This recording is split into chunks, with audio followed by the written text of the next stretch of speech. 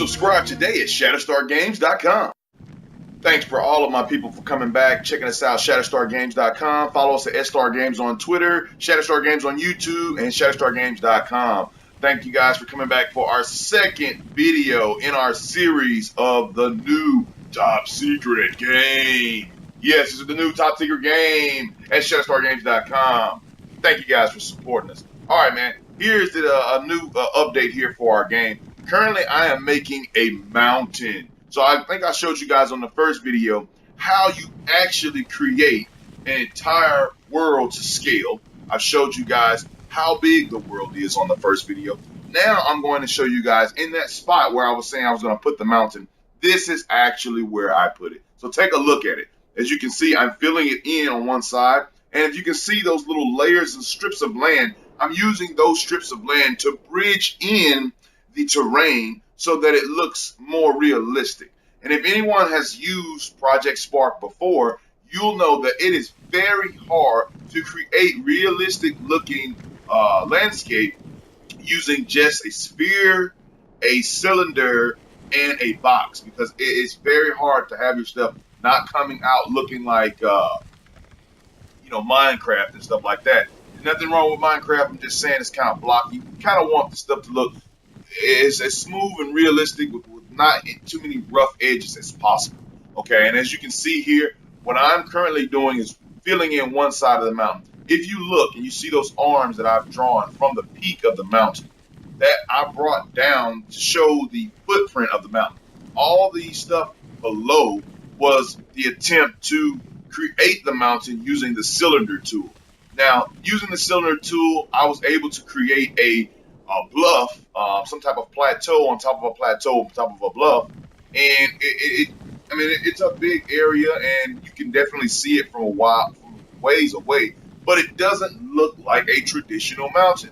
It doesn't have a peak, a true peak. It doesn't have the gradual grade of sloping coming down, looking varied in each aspect, in each facet, very, very faceted, where it's coming down smooth, sometimes it's jagged, but it's all in a general grade, just looking at, the weathering of, the time that the mountain has been on land, and then it's been eroded over time, elements of wind and rain. It's very hard to translate that through the Project Spark creation tool, but using a little trick that I found it here, as you can see, those lines in the background where it's just a piece of land that's coming down from the top to the water. I use that, and then I use the tool, the expand tool, okay, to expand the land on a low intensity around these pillars, I guess you would say, down to the ground as placeholders, so that I can expand between those two, creating a more varied look. And then I took some of that bluff that you see on the bottom, and instead of just making it all cylindrical and the creation tool, I used a technique where I actually eroded the entire top of the mountain. And then I came back with the expand tool with a low intensity around the pillars that I have drawn. Now, I know that sounds real complicated, guys, but this is real simple for me, man. I'm real good at this kind of thing. I think this is one of the best ways to make mountains on Project Spark.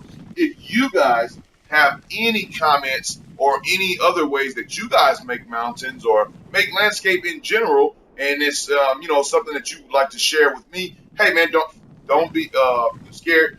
Feel free to come on over to our ShatteredStarGames.com contact us page, send me a link, or you can go to our YouTube at ShatteredStarGames. You can send me something there, or you can shoot me a direct message on Twitter. Either one, I go ahead and check all of that.